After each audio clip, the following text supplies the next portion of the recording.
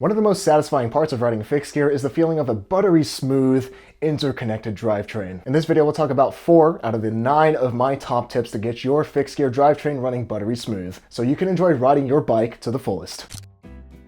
What's up? I'm Zach Gallardo. Life is short, but don't make it shorter, so ride your bike every day to be reasonably dangerous. Be sure to subscribe and hit that notification bell so you won't miss out on part 2 of the ultimate guide to getting a smooth fixed gear drivetrain that will be out in a couple of days. I'll be recommending a few components today, so feel free to check out those links along with the show notes in the description at any point during this video. If you've ever shopped for cranksets or chainrings, you've probably come across a term called BCD. A crankset and chainrings BCD stands for bolt center diameter. Without getting too nerdy and overcomplicating it, the larger the BCD, the larger the chainring you'll be able to use, and vice versa. A crank and chainring's BCD must match in order to be used with each other. A 144 BCD chainring will only fit on a 144 BCD crankset. The two fixed gear and single speed standard BCDs are 130 and 144. Most entry-level fixed gear bikes will come with a 130 BCD crankset, but 144 BCD is the track standard. Since the most durable and smoothest running components are usually made for the track, it's much easier to find higher quality 144 BCD chainrings. There are durable, smooth running 130 BCD chainrings out there, but they're just harder to find. If you're already upgrading your crankset, go with a 144 BCD crankset, so you can have more choice of high quality chainrings, new or used. If you're looking to upgrade your chainring, the ever popular FSA Pro track chainring is really solid for the price. For around $50 US, it rivals other chainrings that are double its price. It's stiff, durable, and round to keep your drivetrain running smoothly for thousands or even tens of thousands of miles. It comes in every tooth count that you could foreseeably want for street or track riding, and is machined out of 7000 series aluminum, and we'll talk about why that's important in part 2 of this guide. To get a buttery smooth drivetrain, you'll have to see if all your parts fit together properly. The chain, chainring, and cog each have sizes that may or may not be compatible with each other. Drivetrain components are measured according to 1, the spacing between the teeth, and 2, the width of the teeth themselves. For instance, my 48 tooth Dura-Ace crankset is 144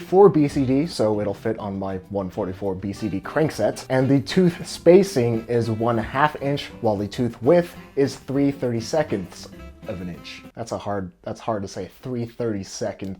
Fixed and single speed drivetrain components will always have 1/2 inch tooth spacing. The number that will change is the tooth width. Chainrings, cogs, and chains can either come in 1/8 inch or 3/32 inch tooth spacings. When it comes to tooth widths, the most important component to keep in mind to keep your drivetrain running smooth is the chain. For fixed gear riders, for all intents and purposes, 1/8 inch chains are universal. You can use them with any combination of 1/8 inch or 3/32 inch chainrings and cogs. On the other hand, because 3/32 inch chains are skinnier, they can only be used with matching 3/32 inch chainrings and cogs. It's like how a skinny person can wear bigger pants with a belt, but a fat person can't wear skinnier pants because it won't fit. For drivetrain sizes, there's a lot of myths floating around on the internet. That's another hard word, myths.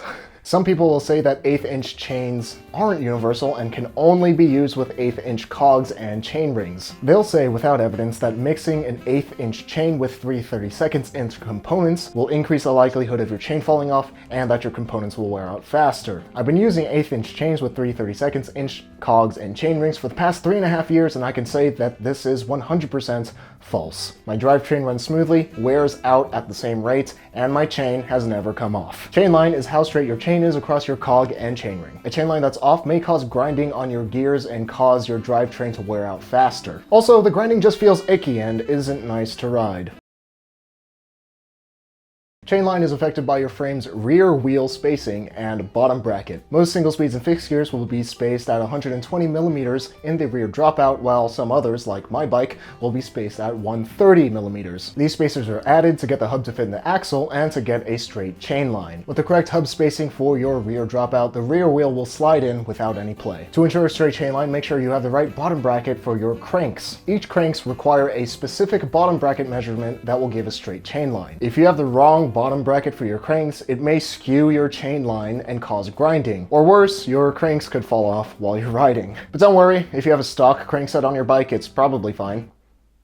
probably, with mid-range and high-quality parts as long as you have the correct bottom bracket for your cranksets and the correct rear wheel spacing for your dropouts, your chainline should be straight enough to run smoothly. If you've browsed the forums on how to get a smooth running drivetrain, you've probably come across the mythical 42mm chainline that will make your drivetrain perfectly smooth and efficient. Discussions of the 42mm chainline are usually accompanied with the questions, which hubs give a 42mm chainline? Which cranks? Which cogs? Which combination of hubs, cranks, and cogs give a 42mm chainline? But nobody seems to know the answer, and nobody seems to know how to definitively determine whether somebody has a 42mm chainline or not. I've personally never measured my chainline since mid-range and high-end components give me a smooth running drivetrain. I don't care if it's 42mm or not. All I care is that it runs smoothly, and I recommend that you do the same and not waste your time searching for the unicorn 42mm chainline. If it's any consolation, an 1/8 inch chain paired with a 3/32 inch chainring and cog